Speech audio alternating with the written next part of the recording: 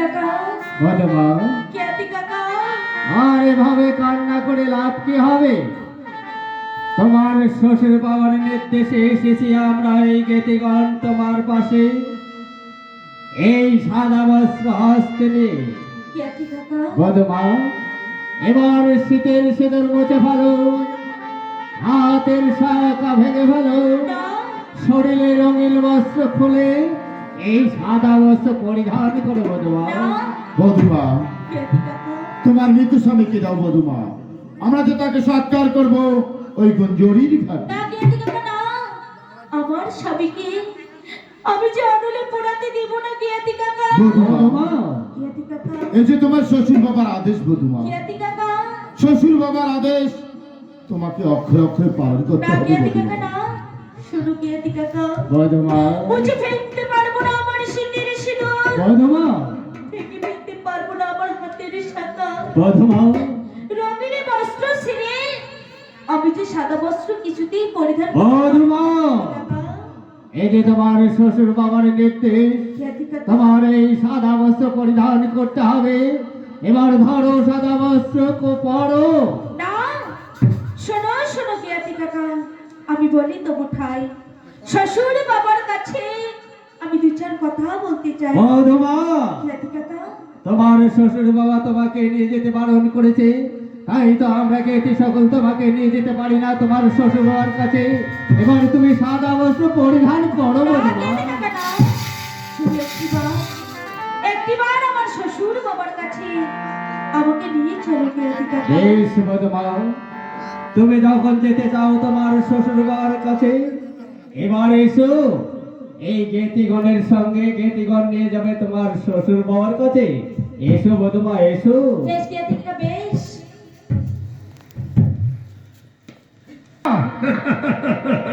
দাঁড়া দাঁড়া খোকা দাঁড়া, আমি সেজে গুজে এসেছি রে খোকা, তোর মুখাগ্নি করবো জন্যে। খোকা রে, ওরে খোকা, আজ আজ দেখ দেখ তোর তোর পিতার কি ভাগ্য প্রসন্ন হয়েছে রে খোকা। তুই যে আমার মুখে মুখাগ্নি করতিস, আর সেটা সেটা না করে আজ আমি তোর মুখে মুখাগ্নি করবো রে খোকা।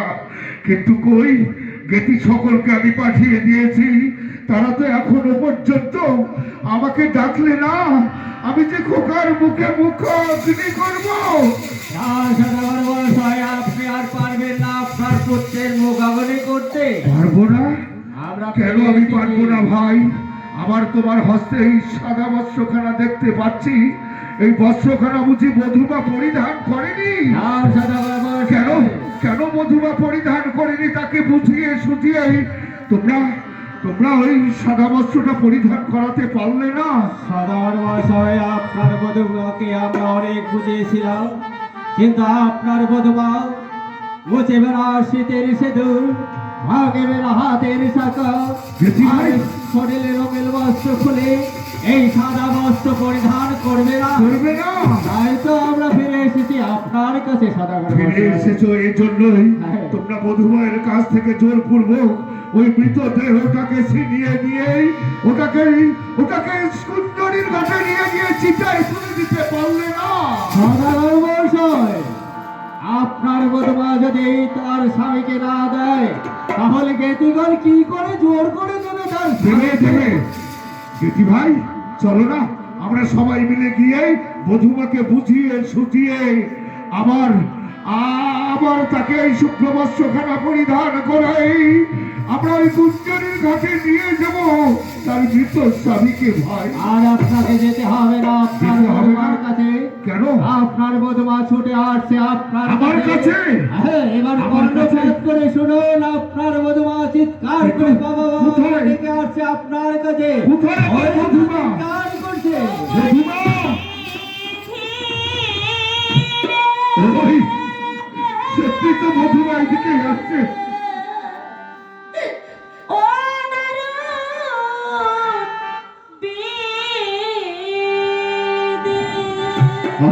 জরুরি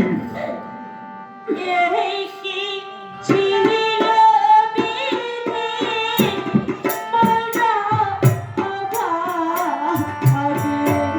অভাগে বাবু,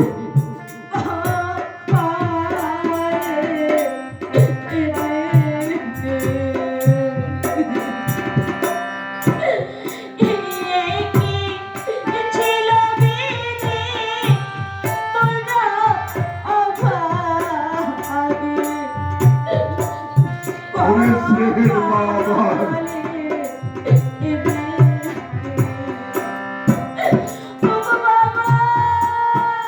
জননী,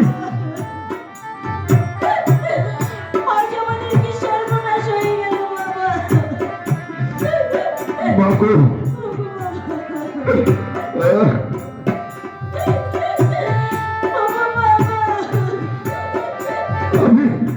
আমি যে কি দিয়ে তোমায় সান্ত্বনা দেবো জননী?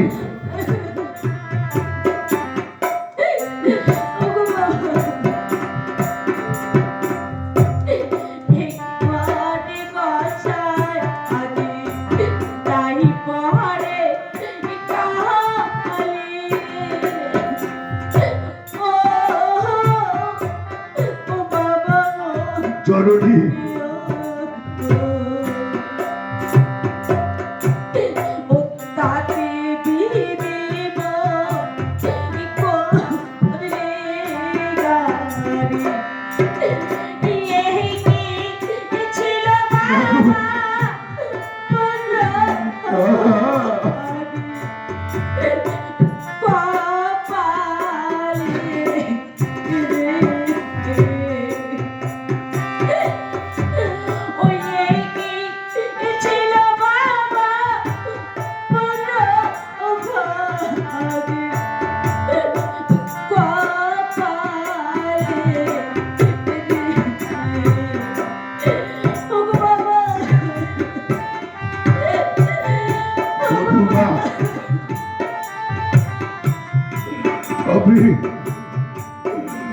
আমি যে আরো পরিণতি দেখে আমি যে পাগল হয়ে যাব।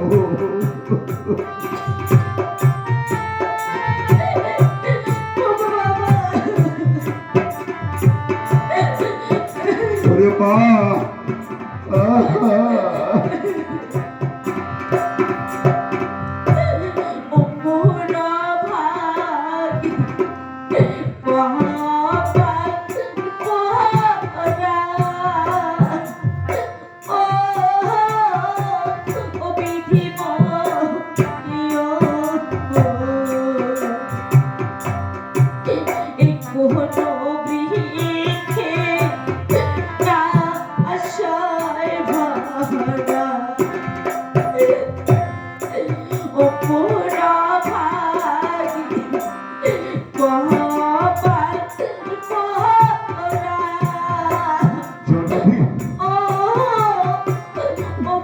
ওরে সাবিহারা মা আমার,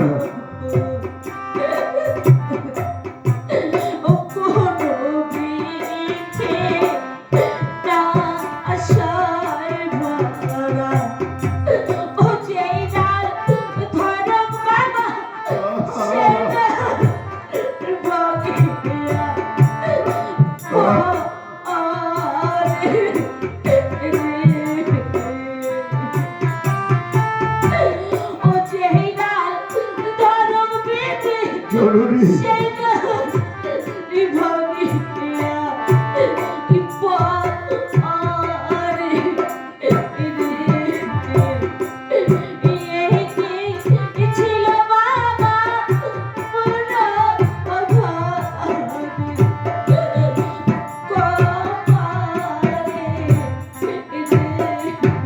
ওরে মা,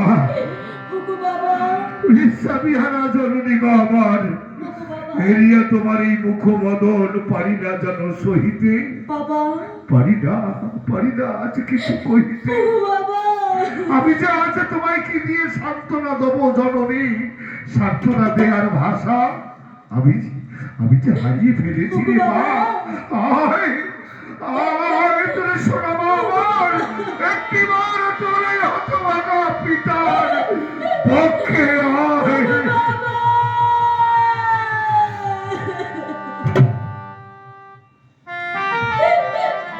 বাবু, বলো তো মা, বলো তুমি তোমার মৃত স্বামীকে ফেলে রেখে আজ কেন তোমার এই পাগল পিতাটার কাছে তুমি ছুটে এলে জননী? আমি তোমার কাছে কেন এসেছি জানো বাবা? কেন এসেছো বাবু বলো? শোনো শোনো শাশুড়ি বাবা, জননী, স্বামী পড়ে না পড়ে ননলে অনলে স্বামী সহ ভাসিয়ে দাও বাবা ওই গুঞ্জরির জলে। সাগরের জলে? সপ্তকচি কলা দিয়ে বাবা বাদ দিয়ে দাও ভুল ভুল জিয়াই এক প্রাণনাথ আরো 6 বছর জননী বাবা এ তুমি কি বলছো তুমি বাবু? আমাকে শুধু সপ্তকচি কলা দিয়ে ফুল বেঁধে দাও বাবা জননী বাবা তোমার এই আকাশ কুসুম কল্পনা এই কল্পনা কোনোদিন বাস্তবে পরিণত হতে পারে না জননী বাবা মাগো বাবা যে জন এহ জগৎ ছেড়ে চলে যায় শতবার কাঁদলে শত চেষ্টাতে আর কোনোদিন তাকে ফিরে পাওয়া যায় না জননী বাবা তাই তো আমি বলছি বাবু এই সময়ে তোমার এই রঙিন বস্ত্র আর শোভা পায় না মাগো বাবা! শোভা পায় না বাবা তুমি একখানা শুভ্র বস্ত্র পরিধান করো মুছে দাও স্মৃতির সিঁদুর না বাবা, না। ভেঙে দাও হাতের শাখা না। সেই সঙ্গে তোমার মৃত স্বামীকে দাও বাবা। ওটাকে গুনগারির ঘাটে নিয়ে গিয়ে চিতায় তুলে দিয়ে ওকে আমরা দাও দাও করে চালিয়ে দেবো জননী বাবা মাগো ভেঙে ফেলতে পারবো না বাবা আমার হাতের শাখা জননী মুছে ফেলতে পারবো না আমার শীতের সিঁদুর ওরে মা রঙিন বস্ত্র ছেড়ে আমি যে সাদা বস্ত্র কিছুতেই পরি পরিধান তোমাকে করতে হবে জননী বিধির বিধান সমাজের কর্তব্য তোমাকে রক্ষা করতে হবে জননী বাবা ওগো জননী আজও তুমি সেই সতীত্বের গল্প নিয়ে তোমার এই পাগল পিতাটার কাছে তুমি এসেছো জননী বাবা যেদিন আমি তোমাকে আমার পুত্রবধূ রূপে গৃহে প্রতিষ্ঠিত করবার জন্য গিয়েছিলাম সেই দিন আমি তোমার কাছ থেকে সতীত্বের পরীক্ষা নিয়েই পুত্রবধূ রূপে আমি আমার গৃহে প্রতিষ্ঠিত করলাম ওগো বাবা তো জননী কোথায় গেল তোমার সেই সতীত্ব তুমি যদি সতী তাহলে কেন কেন হারালে আছে তুমি তোমার নিজ পতি তুমি সতী নও তুমি সতী নও বাবু তুমি একটা সতী নামের কলঙ্ক তুমি একটা স্বামী ঘাতিনী ও কিসা শুহুর বাবা পহলা দাও বাবা যাহাব দেব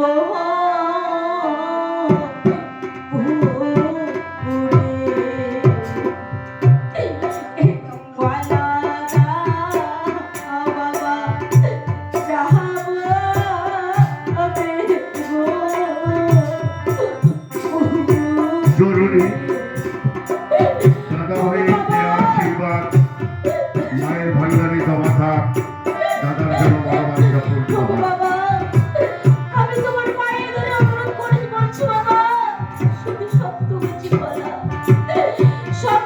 কলা দিয়ে তুমি আমাকে ভোর বেঁধে দাও বাবা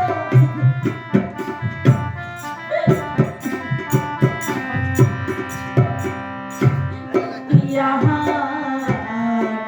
কলা হাতে বাহার দিয়া আভু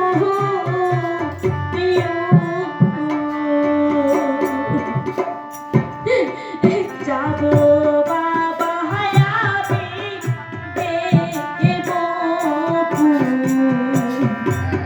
ইয়া কলা হাতে বাহার দিয়া আভু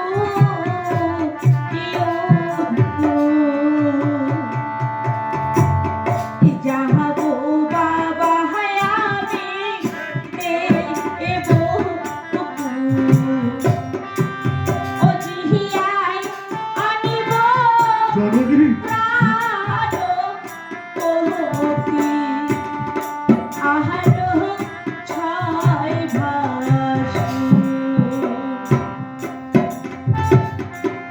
ও জিহিয়াই আনিব বন্ধুরা প্রাণ ওহতি আহার ছয় ভাসু ও কি সাহসু বাবা ভালা দাও বাবা যাহাব দেব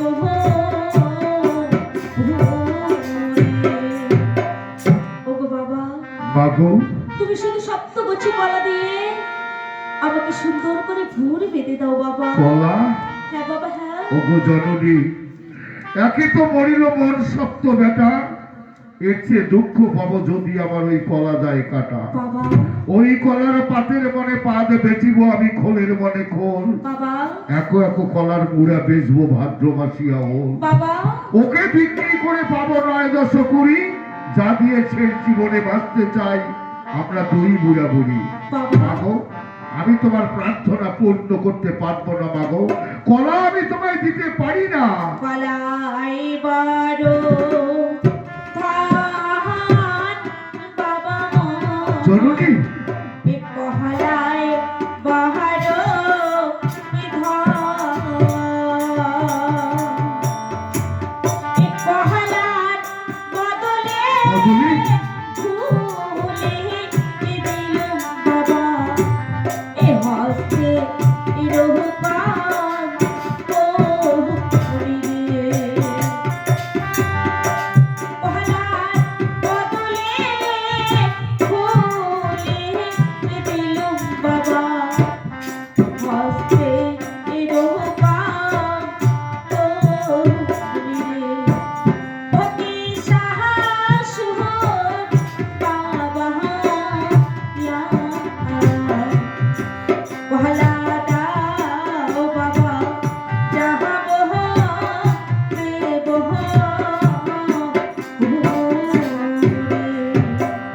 কলাই বড় ধনে বাবা, কলাই বড় ধন। কলার বদলে খুলিয়া দিলুম বাবা আমার ওই হস্তির কঙ্কন। জননী, ওগো বাবা, এবার তো তুমি আমাকে কলা দিবে বাবা। কলার বিনিময়ে আজ তুমি আমাকে অমূল্য সম্পদখানা আমার হস্তে প্রদান করলে জননী। বাবা কিন্তু মাগো, এই কঙ্কনখানা আমি ফিরিয়ে নিতে পারি না। বাবা মাগো, এই কঙ্কনখানা আমি তোমার বিবাহ রাত্রে, এটা আমি তোমার আশীর্বাদই করেছিলাম ওগো মা। বাবা আমার দেওয়া আশীর্বাদে আমাকে ফিরিয়ে দিয়ে এই বৃদ্ধ বয়সে তোর এই বুড়ো সন্তানটাকে তুই অপমান করবার চেষ্টা করো না ওগো জননী। বাবা মাগো, বাবা আজ এই কঙ্কন তোমাকে ফেরত দিতেই হবে মাগো। না বাবা না, একবার যখন আমি কঙ্কন তোমাকে দিয়েছি তখন ওই কঙ্কন আমি আর ফিরিয়ে দিতে পারবো না আর বাবা। নেবে না, তাই তো? ওরে মা, এই কঙ্কনখানা তোমাকে ফিরিয়ে নিতেই হবে জননী। বাবা ওরে মা, বাবা আজ না, আজ তোমার কাছে আমি হেরে গেলাম মা।